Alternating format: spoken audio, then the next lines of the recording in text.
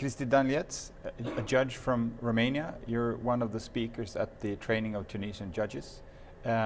When you compare the Romanian experience to what you hear now in Tunisia, what are your thoughts on that? We have been through the same situation many years ago in Romania. This is the reason that I say today that for me the situation from Tunisia is like a deja vu. We made the revolution in 1989. After that we started the debates, the discussion regarding independence of justice. We implement new laws regarding judicial system in 2004, 2005. And we start the debates with civil society, with politicians, with journalists about why it's so important to have justice as independent body, independent authority. Why it's important to respect judges and to respect their judicial decision.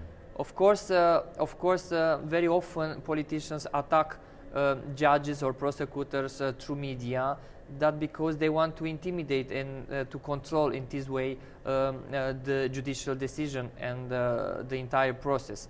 But now there are very courageous judges and prosecutors in Romania. I think in Tunisia it seems it's a major problem, respect judges and respect judicial decision by the other powers. Of course, they want to control and to intimidate judges. It's happened all the time in Romania, maybe in other European Union states. But it's not a normal attitude. It's not a normal conduct. Politicians must respect independence of justice, but that because it's a rule of democratic society to have a separation of powers. So me as a judge, it's not appropriate to contest the legitimacy or the results of the executive power or the legislator. So this is the reason that the politician must not contest this judicial decision. Who is unhappy with my decision, they can appeal, and that's all. I think it's very important for the entire society here in Tunisia, but also in other countries, to respect judges and to respect judicial decisions. That because judges they are a branch of government. They are one of the three powers of the state. When you respect the law, you must respect judges. That because when a judge adopt a judicial decision, it's not for his will. It's that because the law say to proceed in one way or another way. So for the stability of the society, it's very important to have a strong and independent justice system. Independence comes back over and over again as one of the root issues. To finish off this, when you talk about when you look at where Tunisia is now compared to where Romania is now, what would be, the key thing, or maybe two top things that really need to be set in place in Tunisia? First, to have very clear rules regarding independence of justice, to build a judicial council who must be responsible with the entire career of judges.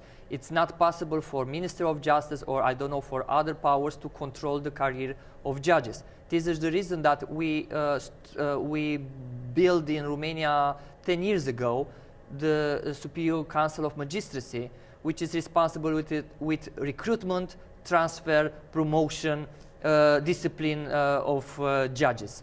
The Ministry of Justice is not involved in this sector.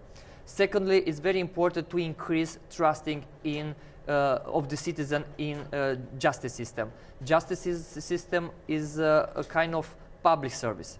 So we are paid from budgetary funds. We have to spread laws and respect for laws to the citizens. And citizens must understand what exactly is the task, the job of a judge. This is the reason that I strongly believe that judge must explain to the people in very simple words different aspects of his life as a judge, and to explain maybe the laws or maybe judicial decision. It's very, very important to understand, for people to understand that judges is the are the task, the responsibility to protect their human rights. We must reduce the distance between ordinary citizens and judges. And of course, another very important point is the integrity of the justice system. It's not possible to regulate the civil society, to regulate the order, to put in order things if we have judges or prosecutors or police officers or lawyers which are corrupt.